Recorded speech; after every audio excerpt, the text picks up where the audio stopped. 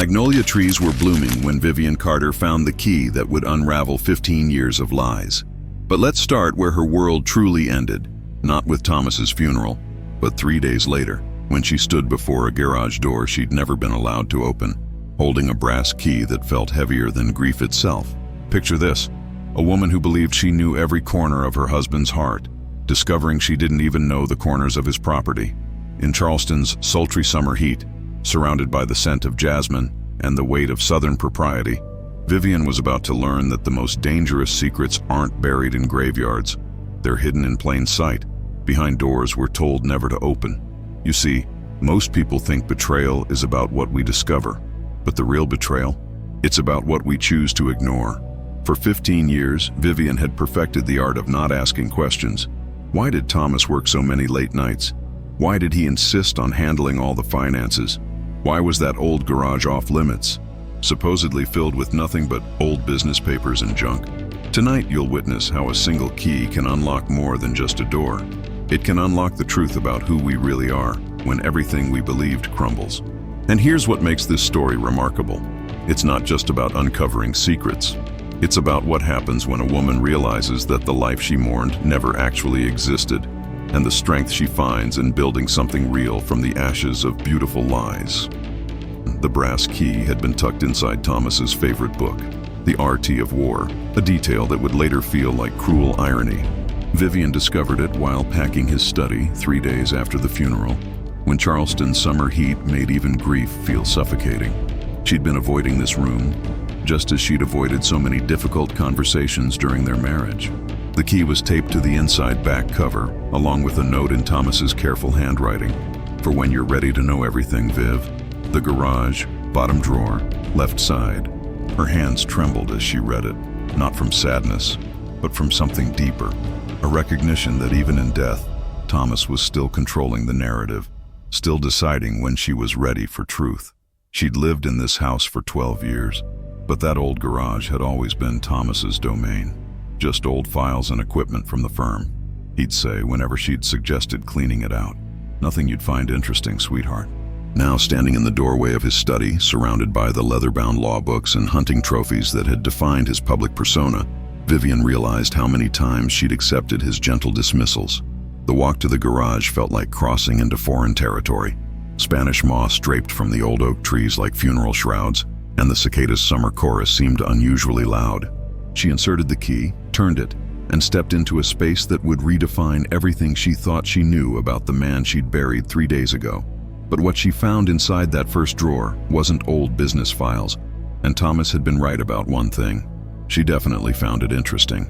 The question was whether she was strong enough to handle what came next. The bottom drawer slid open to reveal meticulous organization that put Thomas's law office to shame. Manila folders, each labeled in his precise handwriting, contained photographs, documents, and what appeared to be financial records spanning decades. But it was the photographs that made Vivian's knees buckle. Images of Thomas with a woman she'd never seen, their intimacy obvious in every stolen glance and tender touch. The woman was beautiful in an understated way, with dark hair and kind eyes that reminded Vivian painfully of her younger self. Photos showed them at restaurants she recognized, during Charleston's spring festivals, even walking hand in hand through the very garden district where she and Thomas had honeymooned. In the margins of some photos, Thomas had written dates, and they overlapped with significant moments in their own marriage. Isabel read a folder tab, and inside, Vivian found love letters that spoke of shared dreams, future plans, and something that stopped her heart cold: references to our son. The letters painted a picture of a relationship that wasn't a momentary lapse in judgment, but a parallel life spanning over a decade. Thomas had been living a complete double existence, with the emotional investment and practical planning of a man maintaining 2 families. But the most devastating discovery wasn't evidence of his infidelity. It was evidence of his business dealings. Documents showed shell companies, offshore accounts, and transactions that had nothing to do with his legitimate law practice. The man she'd mourned as an upstanding member of Charleston's legal community had been involved in money laundering, using his respectable facade to hide a network of financial crimes. As evening shadows crept across the garage floor, Vivian realized she wasn't just mourning her husband, she was mourning her own naivety. and discovering that the safety she'd felt in their marriage had been built on foundations of sand. The hardest truth wasn't that Thomas had betrayed her. It was that part of her had always known something was wrong, and she'd chosen comfort over curiosity. What other secrets were hidden in these remaining folders, and did she really want to know? The second folder contained property deeds to a house on Sullivan's Island, a beach property she'd never heard mentioned. According to the paperwork, Thomas had purchased it 8 years ago, around the time she'd noticed him taking more weekend fishing trips. The deed listed 2 names, Thomas Carter and Isabel Moreau, not a rental property or investment, their shared home. Inside that folder, Vivian found household bills, grocery receipts, even photos from what appeared to be birthday parties and Christmas mornings. A child's artwork was carefully preserved, crayon drawings signed Logan, with messages like, "Happy Father's Day, Daddy," and "I love you." The dates on these mementos created a timeline that made Vivian sick. While she'd been hosting dinner parties and maintaining their social obligations in Charleston, Thomas had been playing father to another woman's child.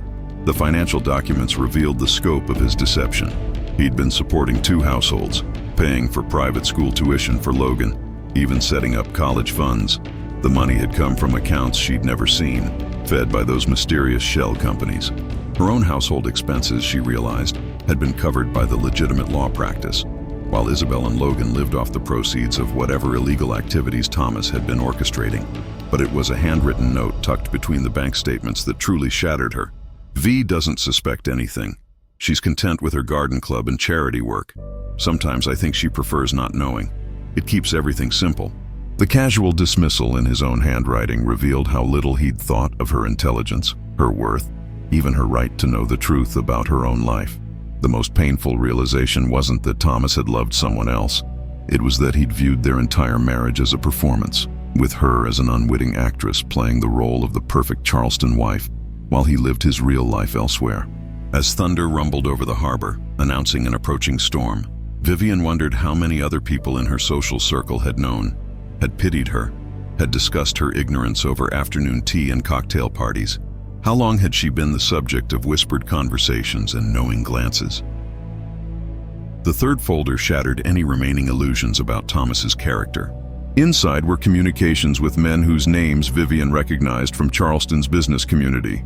Gordon Blake, who owned several successful restaurants, and Victor Crane, a real estate developer she'd met at charity functions. But these weren't social correspondences. They were business arrangements detailing money laundering operations through their respective enterprises. Thomas's law firm had been the legitimate front, but the real business involved washing money from undisclosed sources through restaurant receipts, property flips, and shell companies. The amounts were staggering, millions flowing through accounts bearing the names of businesses that existed only on paper. Her husband hadn't just been unfaithful. He'd been running a sophisticated criminal enterprise disguised as Charleston respectability. Phone records showed frequent calls between Thomas and his associates, particularly in the weeks before his death.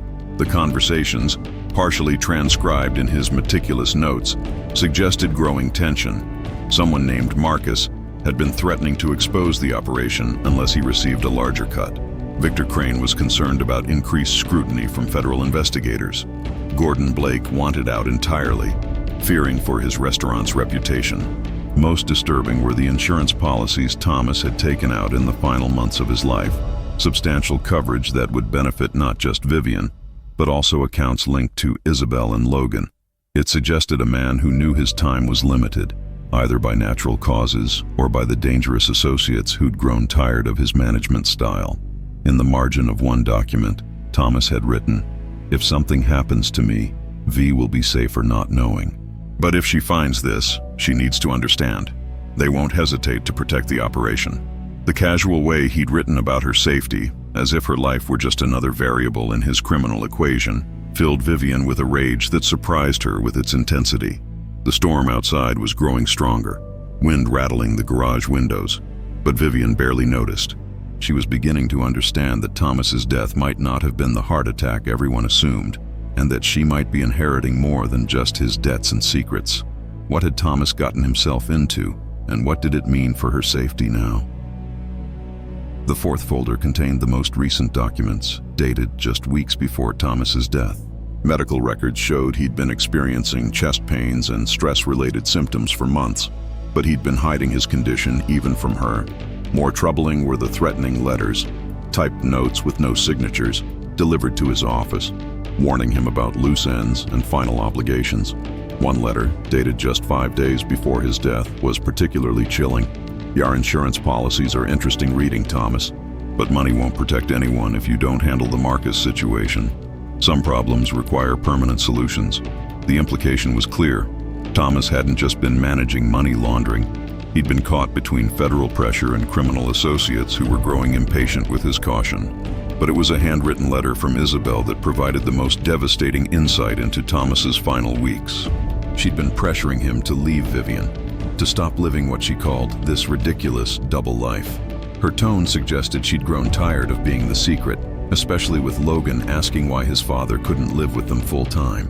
"You promised me 5 years ago that this was temporary," she'd written. "Logan deserves better than stolen weekends and whispered phone calls." Thomas's responses, drafted but apparently never sent, revealed a man trapped by his own choices. He couldn't leave Vivian without exposing his criminal activities during divorce proceedings.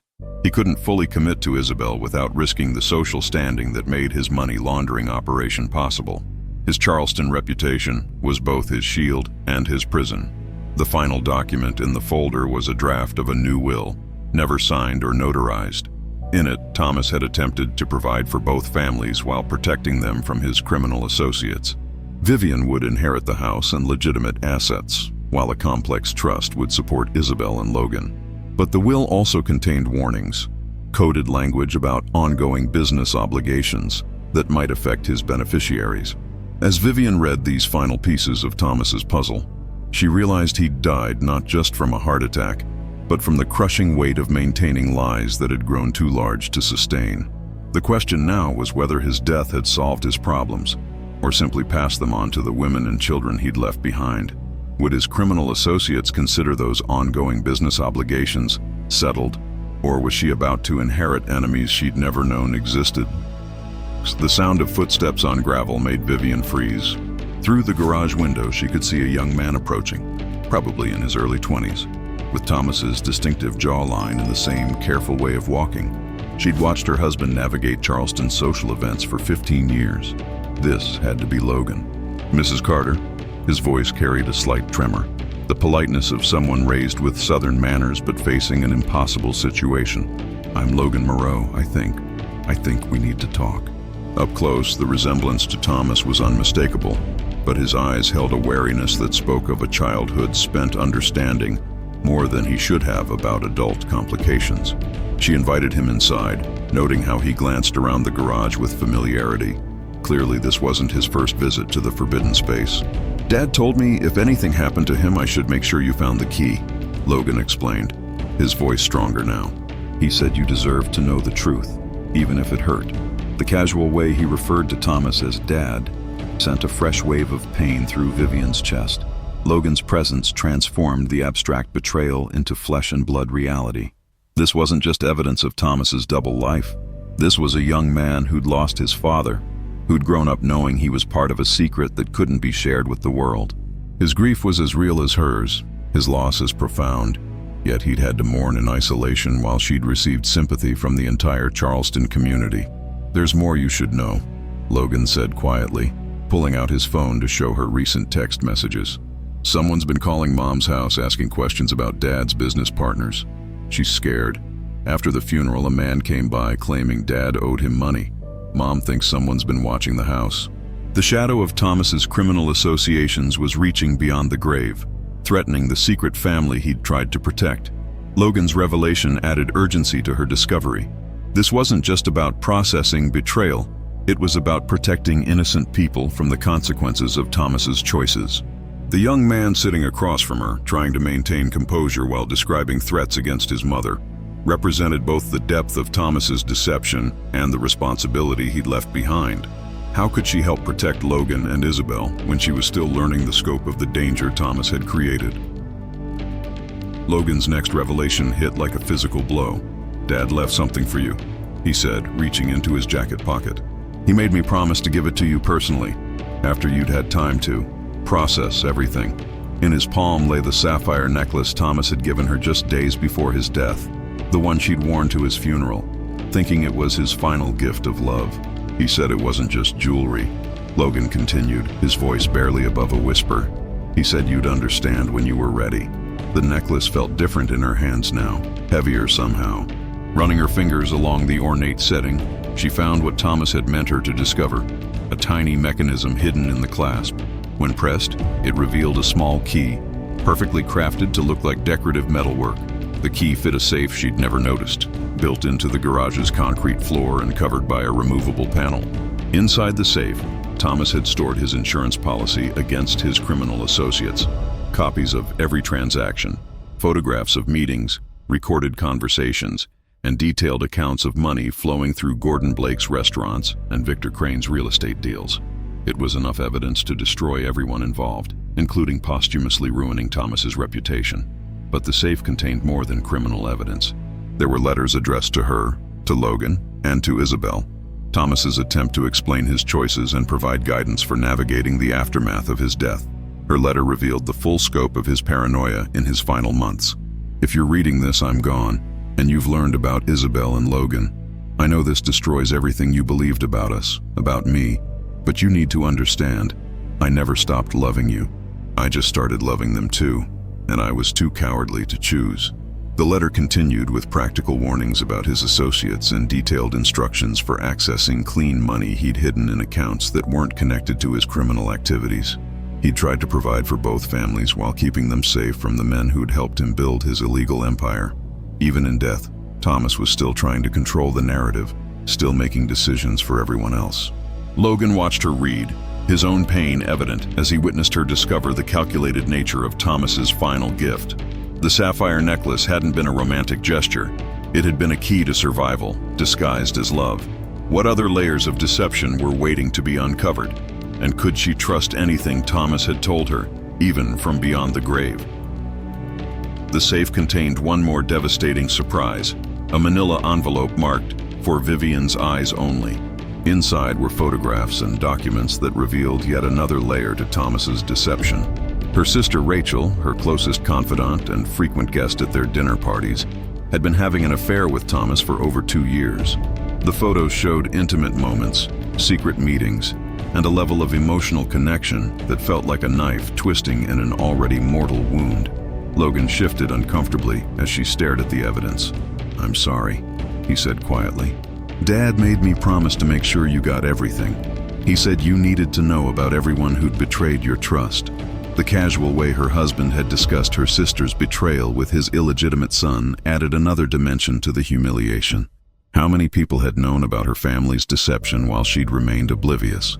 The documentation revealed that Rachel's recent divorce hadn't been due to irreconcilable differences, as she'd claimed, but because her ex-husband had discovered the affair. Thomas had been financially supporting Rachel during her divorce proceedings, paying for her apartment and legal fees. Vivian's own sister had been another secret dependent, another carefully maintained lie in Thomas's complex web of deception. Phone records showed calls between Thomas and Rachel on the very morning of his death, a long conversation that had ended abruptly.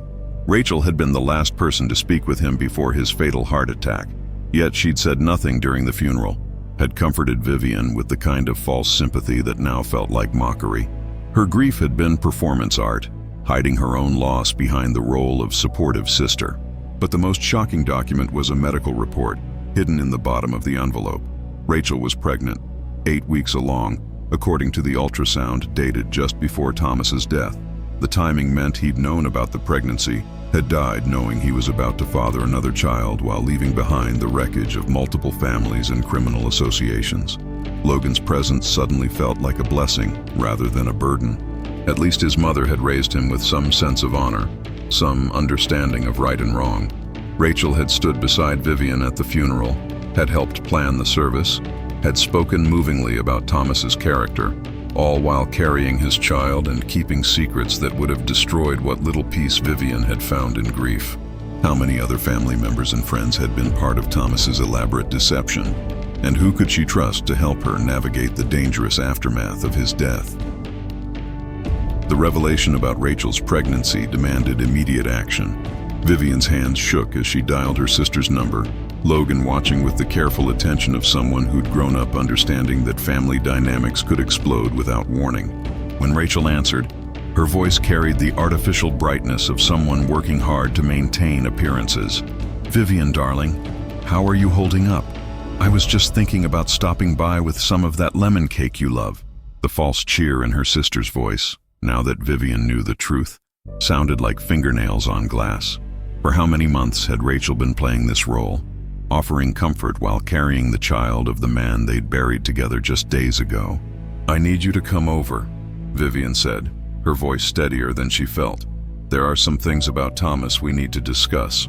The silence that followed stretched long enough for her to hear Rachel's sharp intake of breath, the sound of someone whose carefully constructed world was about to collapse.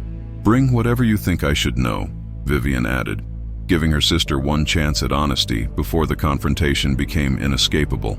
Logan offered to leave, but Vivian asked him to stay.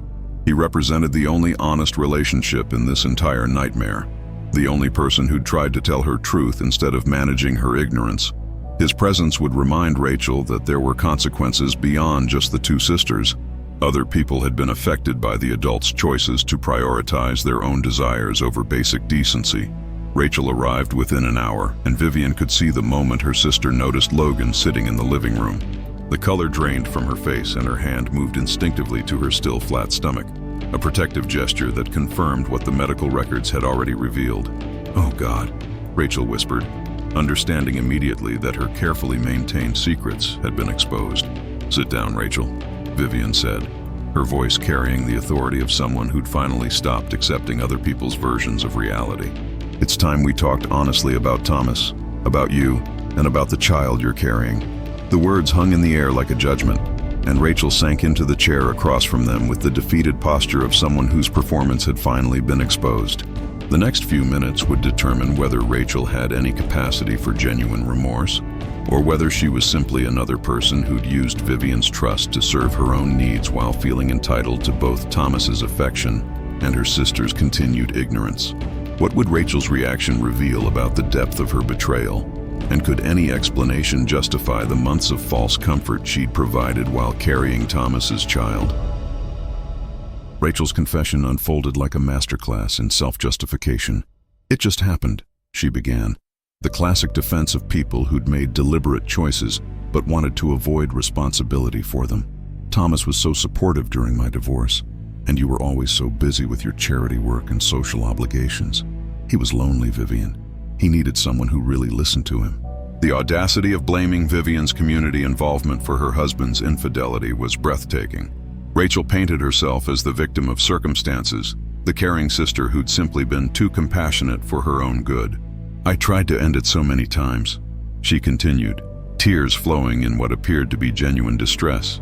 "But he kept saying you two had grown apart, that your marriage was more about appearances than real connection."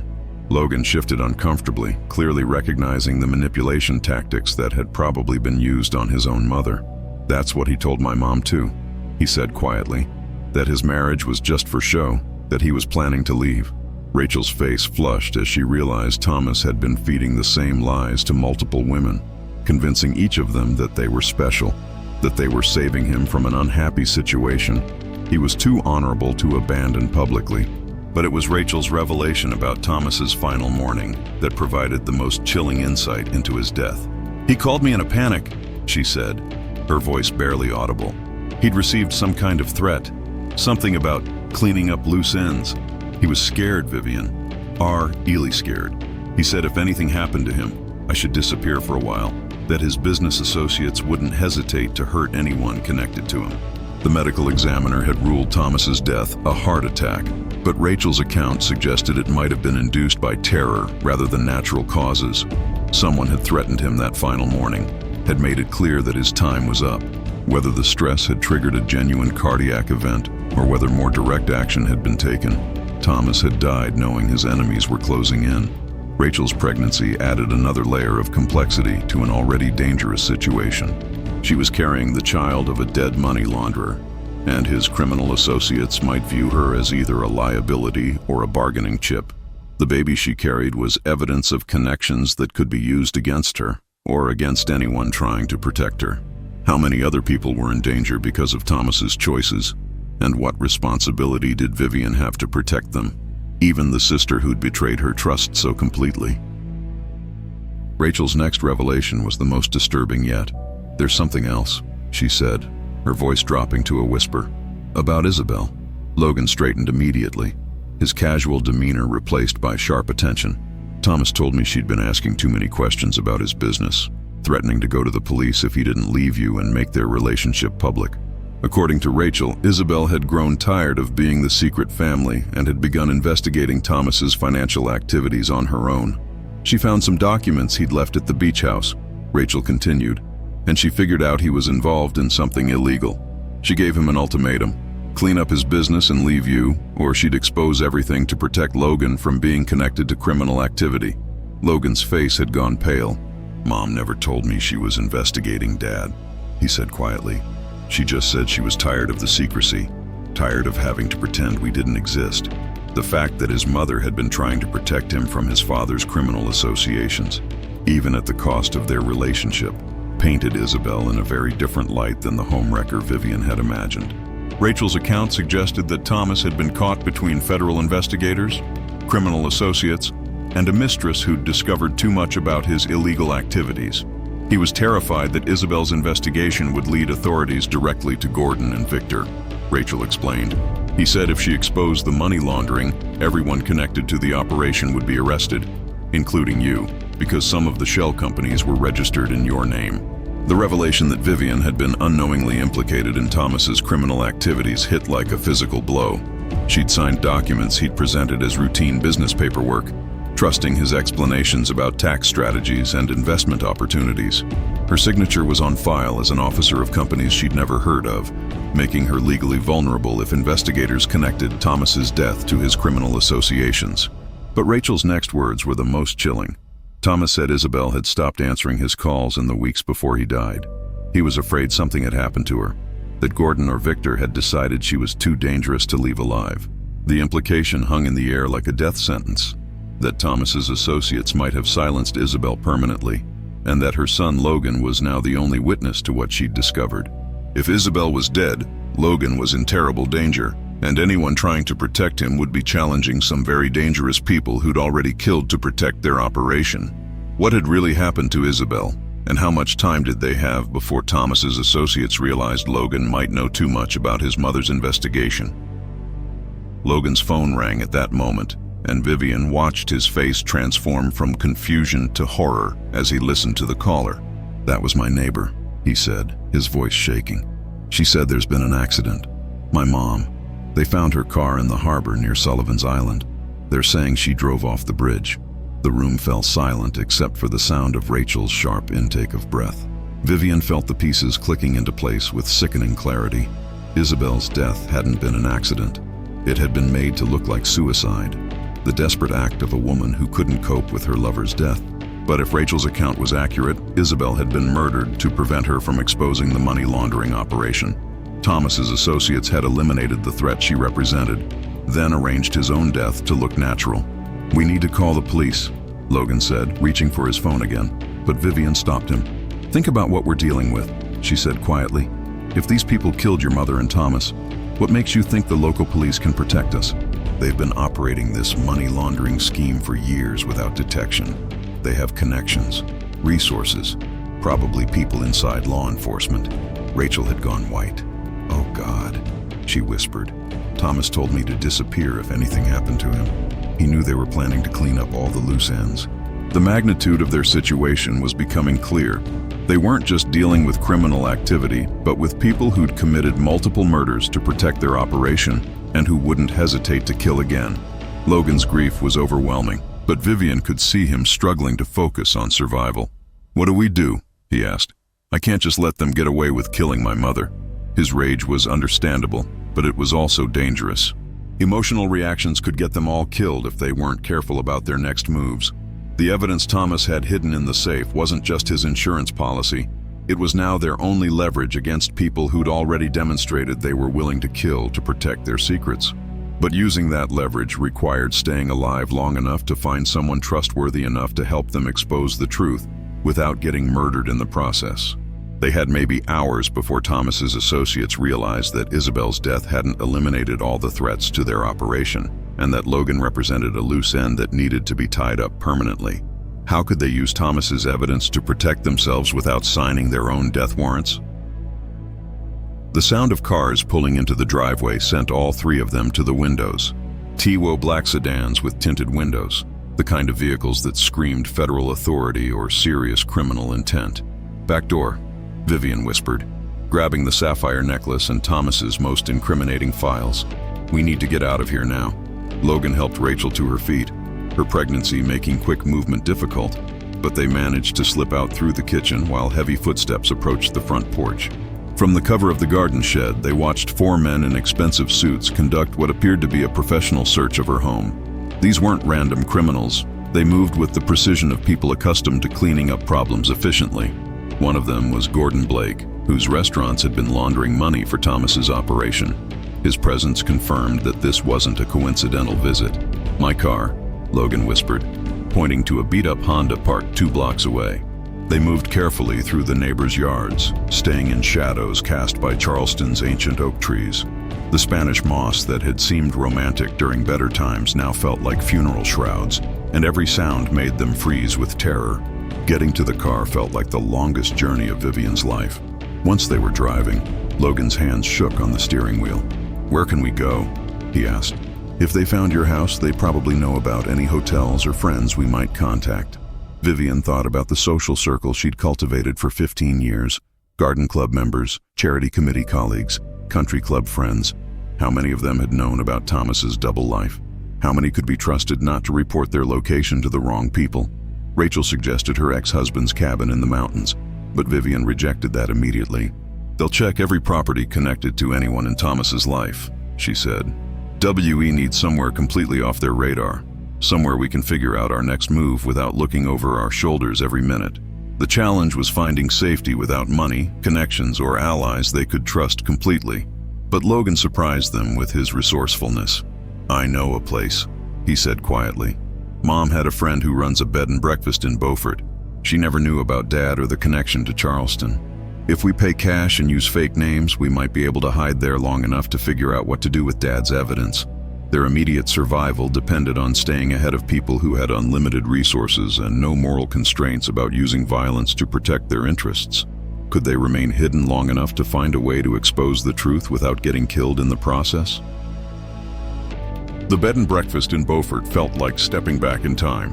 A restored antebellum mansion where Spanish moss and cicadas created a soundtrack for desperate planning. Logan's mother's friend, Mrs. Dubois, asked no questions about their cash payment or obvious distress, following the Southern tradition of providing sanctuary first and seeking explanations later. The room she gave them overlooked the river, providing both beauty and multiple escape routes if their pursuers tracked them down. Spread across the antique dining table, Thomas's evidence painted a picture of corruption that reached far beyond simple money laundering. The shell companies had been used to purchase properties along Charleston's waterfront, gentrifying historically black neighborhoods while washing money from drug trafficking and arms sales. Gordon Blake's restaurants weren't just cleaning cash. They were meeting places where deals were negotiated and territories divided. But it was Victor Crane's real estate empire that provided the most shocking revelations. His urban renewal projects had displaced thousands of families, using eminent domain laws to seize properties that were then sold to shell companies for development projects that never materialized.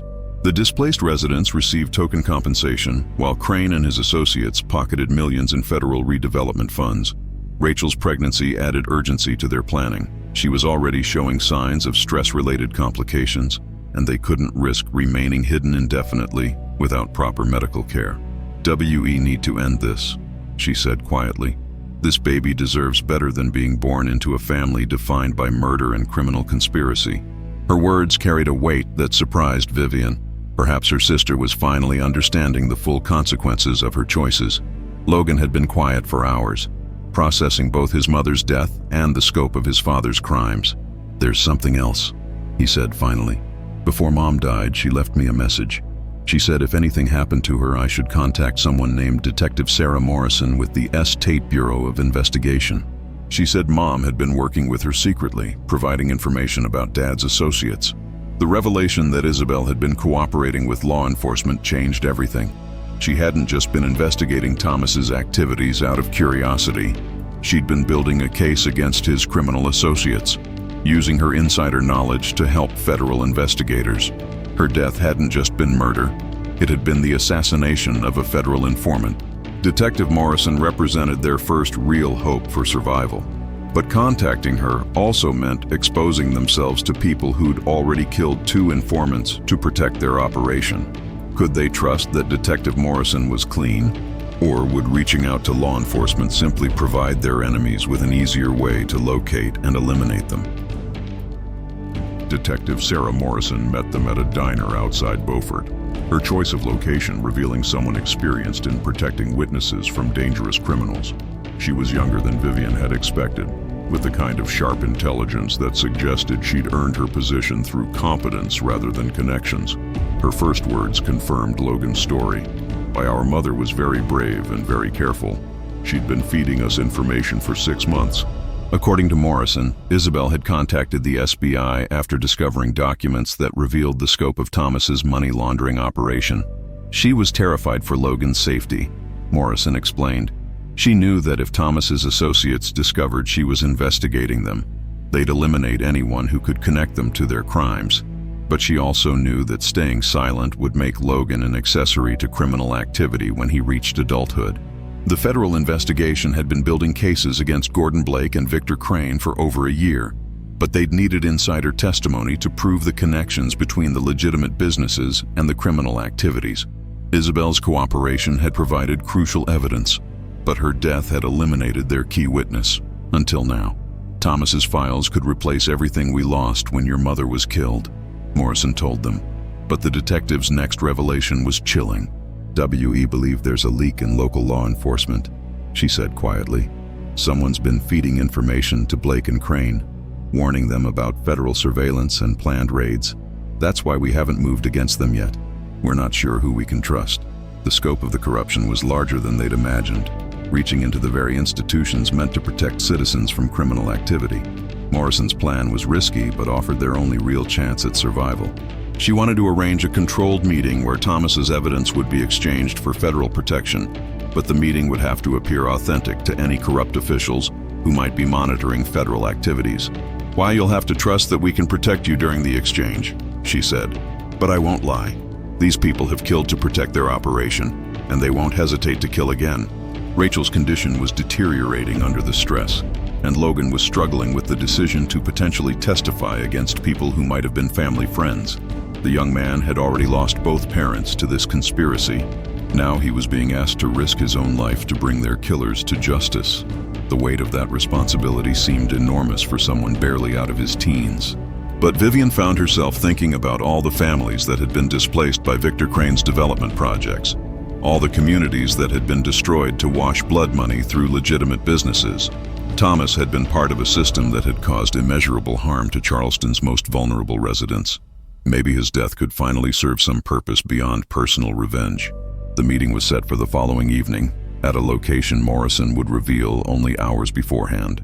Until then, they would remain hidden, hoping that Thomas's criminal associates hadn't already discovered their location, and that Detective Morrison could be trusted with their lives. The meeting location was the old Charleston City Market, chosen for its multiple exit points and heavy tourist traffic that would make surveillance difficult. Morrison had arranged for federal agents to pose as vendors and tourists, but Vivian couldn't shake the feeling that they were walking into an elaborate trap. The evening crowds provided cover, but also created chaos that could hide enemies as easily as allies. Gordon Blake arrived first, looking like any other businessman enjoying Charleston's historic district. But Vivian could see the tension in his shoulders as he scanned the crowd for threats. Victor Crane appeared minutes later, his expensive suit and confident demeanor masking what she now knew was a criminal empire built on displaced families and laundered blood money. Atching them moved through the market. She realized how well they'd hidden their true nature behind Charleston's genteel facade. The exchange was supposed to be simple. Thomas's evidence in return for guaranteed federal protection and prosecution of his killers. But as Morrison approached the designated meeting point, Vivian noticed something that made her blood run cold. Rachel was texting someone, her fingers moving quickly across her phone screen while she thought no one was watching. The realization hit like a physical blow. Her sister had been playing both sides, reporting their location to Thomas's associates while pretending to seek protection. Logan saw it too, his face transforming from nervous anticipation to horrified understanding. "She's been feeding them information this whole time," he whispered.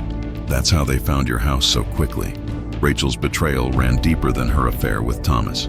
She'd been actively working to protect his criminal associates, possibly in exchange for financial support or threats against her unborn child. But before they could react to Rachel's deception, the market exploded into chaos. Gunshots rang out from multiple directions. Tourists screamed and scattered, and Vivian found herself separated from both Logan and Detective Morrison in the panic. Someone grabbed her arm. Gordon Blake, his businessman's smile replaced by cold determination. "Mrs. Carter," he said quietly, his voice barely audible over the screaming crowds, "you have something that belongs to us." The federal protection Morrison had promised evaporated in the chaos of what appeared to be a coordinated attack designed to eliminate all the witnesses while recovering Thomas's incriminating evidence. Rachel's betrayal had given their enemies the perfect opportunity to end the investigation permanently. Blake's grip on her arm was iron strong, and she could see Victor Crane moving through the crowd toward Logan, who was trying desperately to reach Detective Morrison's position. The careful plan had collapsed into a nightmare where survival meant outwitting people who'd already killed to protect their secrets. In the chaos of gunfire and screaming tourists, Vivian made the most important decision of her life. Instead of fighting Gordon Blake's grip or trying to escape, she looked him directly in the eyes and said, "Why, you want Thomas's evidence? I'll give you everything, but only if you let Logan live." Her unexpected cooperation caught Blake off guard, and in that moment of confusion, she saw Detective Morrison moving through the crowd with federal backup. The sapphire necklace felt heavy around her neck, not just with the weight of the hidden key, but with the power it represented. Thomas's evidence wasn't just criminal documentation. It was leverage against people who'd built their lives on Charleston's respectability while profiting from violence and displacement. "I know you killed Thomas and Isabel," she continued, her voice steady despite her terror. "But I also know you need to recover his files before the federal investigation destroys everything you've built." Blake's reaction confirmed her suspicions. Thomas hadn't died of natural causes. "Your husband got greedy," Blake said quietly, his grip still firm on her arm. He thought he could manage federal investigators and criminal associates at the same time. When Isabel started asking questions, he panicked and threatened to expose everyone to save his own skin. The casual admission of murder filled Vivian with rage, but also with a strange sense of clarity about what needed to happen next. But it was Rachel's appearance that provided the final twist in Thomas's elaborate deception. Her sister emerged from the crowd not as a victim, but as Blake's partner, her pregnancy visible, but her demeanor revealing someone who'd been manipulating the situation from the beginning. "I'm sorry, Vivian," Rachel said, but her tone suggested calculation rather than regret. "Thomas promised me financial security for the baby, but he died before changing his will. Working with Gordon was the only way to guarantee my child's future." The scope of the betrayal was breathtaking. Rachel hadn't just been having an affair with Thomas, she'd been part of the criminal conspiracy, using her sister's trust to monitor federal investigations and protect the money laundering operation. Her pregnancy wasn't an accident or a complication, it was insurance, a way to guarantee her position in the criminal hierarchy that would survive Thomas's death. Logan's voice cut through the chaos. "The evidence isn't just in the files," he shouted from somewhere in the crowd. "My mother recorded everything. She left video testimony with Detective Morrison before she died." The revelation that Isabel had created backup documentation changed the entire dynamic. Killing the remaining witnesses wouldn't be enough to protect Blake and Crane's operation. Morrison's federal agents were closing in, but the criminals still had hostages and enough firepower to create a bloodbath in Charleston's historic district. The next few minutes would determine whether Thomas's death would finally serve justice, or whether his criminal associates would eliminate everyone who threatened their empire. The final confrontation unfolded with the speed of a Charleston thunderstorm. As federal agents surrounded the market, Vivian made her choice. She pulled the sapphire necklace from her throat and threw it as hard as she could toward Detective Morrison's position. "Everything you need is in that safe," she shouted, trusting that Morrison would understand the significance of Thomas's final gift. Gordon Blake's face went white as he realized the evidence he'd killed to protect was now beyond his reach. Rachel's betrayal had one unintended consequence. Her position as an insider had given her access to information that could destroy everyone involved, including herself. When she realized that Blake and Crane viewed her pregnancy as a liability rather than an asset, her desperation transformed into cooperation with federal authorities. "I have recordings," she told Morrison, her voice shaking. "Thomas made me tape conversations with Gordon and Victor. He said it was insurance, but I think he knew they were planning to kill him." Logan's survival instincts, honed by years of understanding adult secrets, had led him to create his own insurance policy. His mother's video testimony wasn't just documentation of criminal activity, it was a detailed account of the threats against her life and the federal investigation she'd been supporting. She made 3 copies, he told Morrison. "One's with her lawyer, one's in a safety deposit box, and I gave one to a friend with instructions to release it if anything happened to us." The federal agents' coordinated response revealed the scope of their preparation. This hadn't been an improvised meeting. It had been a carefully planned operation to gather evidence while protecting the remaining witnesses. Morrison's team had been using Thomas's associates' desperation to recover the evidence as a way to document their criminal activities and identify the corrupt officials who'd been protecting them. As Blake and Crane were arrested, Vivian felt the weight of 15 years lifting from her shoulders. Thomas's death had been the inevitable consequence of choices he'd made long before his heart attack. But his evidence would finally bring justice for the communities that had been destroyed by his associates' greed. The money that had supported his double life would be forfeited to compensate the families displaced by Victor Crane's development projects. But the most profound transformation was in herself. The woman who'd defined her life through other people's expectations, the perfect Charleston wife, the supportive sister, the grieving widow, had discovered she was capable of protecting innocent people and confronting dangerous criminals when circumstances demanded courage over compliance. Rachel's arrest meant her child would be born in federal custody, but it also meant the baby would be free from the criminal conspiracy that had destroyed so many lives. Logan would testify against his father's killers, but he'd also inherit the clean money Thomas had hidden for legitimate beneficiaries, enough to build a life free from the violence that had defined his childhood. As the chaos settled and Charleston's historic district returned to its evening calm, Vivian realized she was finally free to discover who she was when she stopped being who everyone else needed her to be. 6 months later, Vivian Carter stood in the doorway of her new apartment in Savannah, watching Spanish moss sway in the afternoon breeze. The woman who'd once defined herself through other people's expectations had learned something profound. Sometimes the greatest act of love is walking away from everything that once felt like home. She'd sold the Charleston house where 15 years of lies had been carefully maintained, donated Thomas's legitimate assets to the families displaced by his associates' crimes, and started over with nothing but the strength she discovered in her darkest hour. The trials had been painful but cathartic. Gordon Blake and Victor Crane received lengthy federal sentences for money laundering, murder, and racketeering. The corrupt officials who'd protected their operation faced their own consequences, and Charleston began the long process of addressing the displacement their crimes had caused. Rachel plea bargained her way to a reduced sentence, but her daughter would grow up in foster care, protected from the criminal legacy that had destroyed multiple generations of families. Logan had used his inheritance to establish a foundation supporting children whose parents had been victims of organized crime. His testimony had been crucial in securing convictions, but more importantly, he'd chosen to transform his trauma into purpose. Dad always said I could be anything I wanted. He'd told Vivian before she moved to Savannah, "I want to be someone who protects kids from the kind of secrets that destroyed our families."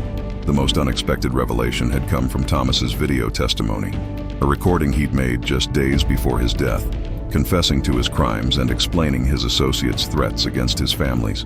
He'd known his heart condition made him vulnerable to stress-induced cardiac events, and he'd wanted to ensure his evidence could convict his killers, even if they succeeded in murdering him. His final act hadn't been romantic gesture or practical insurance. It had been acceptance of responsibility for choices that had caused immeasurable harm. But perhaps the most profound transformation had been in Vivian herself. The woman who'd once avoided difficult questions had learned to seek uncomfortable truths. She'd started volunteering with organizations supporting victims of financial crimes, using her experience to help others navigate the aftermath of betrayal and criminal conspiracy. Her Charleston social skills translated surprisingly well to advocacy work. The same ability to organize events and manage people could be used to demand justice instead of maintaining appearances. Think about this. How many of us live in marriages, friendships, or family relationships where we've stopped asking difficult questions because we prefer the comfort of ignorance? Vivian's story isn't just about uncovering criminal conspiracy. It's about the courage required to seek truth when truth might destroy everything we think we know about our lives. When did you last ask someone you love a question you were afraid to hear answered? Consider the strength it takes to rebuild your entire identity. When you discover that everything you believed about yourself was based on lies other people needed you to believe. Vivian had been the perfect Charleston wife, but that perfection had been performance art, designed to provide cover for criminal activity. Who are you when you stop being who everyone else needs you to be? What would you discover about yourself if you had the courage to start over completely? The sapphire necklace that had unlocked so many secrets now sits in an evidence locker, but its real power was never in the key it contained. It was in the choice Vivian made to use that key instead of returning it to its hiding place. Every day we're faced with keys to doors we're afraid to open, secrets we're not sure we want to uncover, truths that might change everything we think we know about our lives. What doors in your own life are you afraid to open? What questions are you avoiding because you're not sure you can handle the answers? Sometimes the greatest act of self-love is the willingness to destroy a beautiful lie in favor of an uncomfortable truth. If this story has made you think about the secrets we keep and the truths we avoid, I'd love to hear your thoughts in the comments. Have you ever discovered that someone you trusted had been living a double life? How did you find the strength to rebuild when everything you believed turned out to be performance? Don't forget to subscribe and hit that notification bell. Stories like this take considerable research and careful crafting, and your support makes it possible to keep exploring the complex ways people navigate betrayal, survival, and transformation. Share this video with someone who might benefit from Vivian's journey from ignorance to empowerment. And if you truly enjoyed this story and want to support this work, please buy me a coffee on Ko-Fi. Even the smallest contribution makes a real difference, so stories like this can keep being told.